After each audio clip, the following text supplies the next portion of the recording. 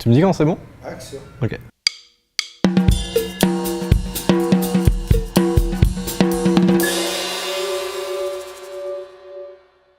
Aujourd'hui, je vais vous parler de Joseph Carré-Méric, une BD de 62 pages de Denis Van P, éditée chez Sandaway en mai 2013. Il nous raconte l'histoire vraie de celui qu'on appelait Elephant Man.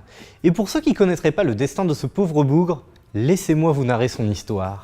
Attention! Tu es à un poil de fesses de te faire raconter tout le scénario de cette BD. Alors, si tu préfères ne rien savoir, mets la vidéo sur pause et va direct à 1 minute. Quant aux autres, il était une fois...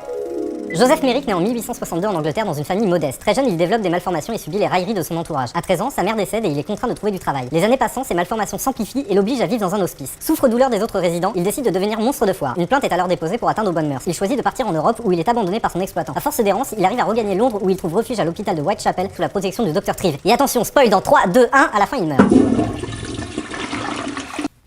Denis Van P est un auteur belge né en 1974. Il signe ici son premier ouvrage, L'histoire vraie de Méric en bande dessinée. C'est en cherchant un sujet qu'il s'est finalement rappelé d'un livre qui l'avait profondément marqué à 12 ans, La véritable histoire de Joseph Méric. N'étant pas auteur-dessinateur de métier, il travaille soir et week-end pendant plusieurs années. Sa BD est éditée chez Sandaway, une maison d'édition belge basée sur le crowdfunding fondée en 2010. Denis Van P souhaitait initialement s'en tenir à la première partie de la vie de Méric pour illustrer la descente aux enfers qu'a vécu cet homme. Sandaway lui suggère cependant de s'associer avec un de ses scénaristes, Serge Perrotin, pour rallonger l'histoire d'une dizaine de pages afin de raconter les dernières années de vie plus apaisées d'Elephant Man et ainsi donner une touche moins sombre au récit. Pour ce qui est du graphisme, on est clairement dans la grande famille franco-belge, plus précisément une sorte de frère siamois chelou de Luc Varnant, l'illustrateur des premiers sodas. Presque tous les personnages sont représentés de façon grotesque. Si Sartre nous disait l'enfer c'est les autres, Denis Van P nous suggère à sa manière que les vrais monstres sont en chacun de nous. D'ailleurs, l'auteur ne cache pas son amour pour le Oliver Twist de David Lean, où les connards ont bien souvent les tronches les plus dégueulasses. Peu de place est laissée au décor, les cadrages sont resserrés, parfois même étouffants. On focus bien plus sur les personnages et en particulier notre protagoniste que sur les lieux où se déroule l'histoire. Encore une fois, c'est avant tout le destin d'un homme que l'auteur veut nous raconter. Bien que très fidèle à la réalité historique, le Londres victorien dépeint par l'auteur nous apparaît toujours au second plan, souvent caché par une foule grouillante. La couleur réalisée par Thierry Fémonville laisse peu de place à la lambada. Dominé par des teintes rabattues, l'immersion dans l'environnement de Joseph Méric est sans compromis. Il retranscrit fidèlement les rues sales, les murs couverts de suie, l'ambiance froide et humide. La couverture est quant à elle mise en couleur à l'aquarelle par Denis lui-même. Et c'est bien dommage qu'il n'ait pas pu faire tout le reste de l'album de cette façon. Mais comme disait mon papy, dans la vie, mange ta soupe et ferme bien ta gueule.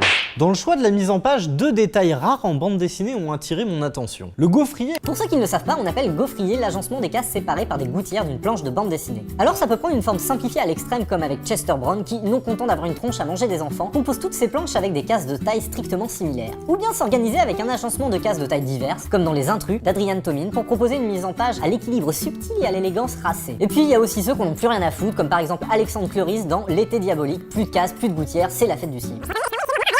Dans le choix de la mise en page, 2 détails rares en bande dessinée ont attiré mon attention. Le gaufrier est composé de cases au coin arrondis. Alors, de but en blanc, vous me dites... On s'en bat les couilles! No! God, please, no! Ce choix n'est pas anodin, il fait clairement référence aux daguerréotypes et autres photos anciennes et ancre ainsi le récit dans son époque. Le choix des gouttières noires est tout aussi audacieux. A l'instar de Mike Mignola et des premiers albums d'Hellboy, l'auteur rend le récit encore plus claustrophobique et emprisonne le lecteur comme Méric dans sa carapace de chair. En ce qui concerne le scénario, l'auteur met en image le plus fidèlement possible la biographie de Joseph Méric. À la différence du film de David Lynch, de la pièce de théâtre de Bernard Pomerance ou du téléfilm de Jack Hospice, où l'histoire commence avec la rencontre entre notre ami Jojo et le Dr Trive, Denis Van P décide d'ancrer son récit dès la naissance de Méric. Son souhait étant d'apporter un nouvel éclairage sur la vie d'Elephant Man. Il faudra attendre presque 40 pages avant que son histoire ne vienne se télescoper avec celle des œuvres citées précédemment. Et, cerise sur le gâteau, il arrive à nous glisser quelques passages inédit même dans ses dernières pages. L'auteur a à cœur de nous parler de la personne bien plus que du monstre. En témoigne d'ailleurs le choix audacieux du titre, Joseph Carré-Méric, au détriment d'un plus bankable Elephant Man.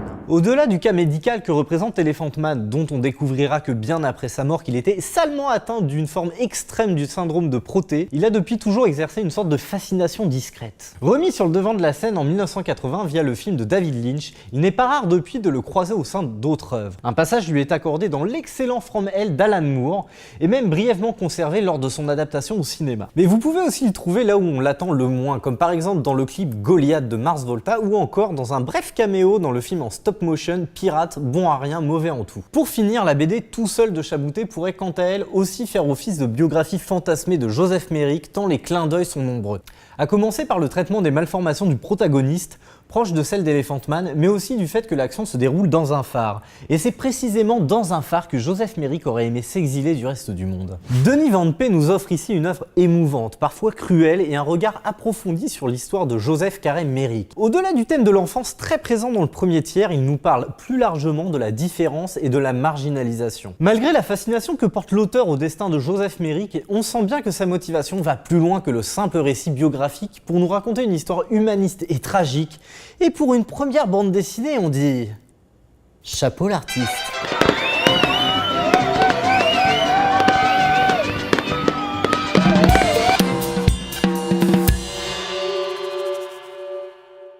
Je vais faire la suite. Crotte de nez.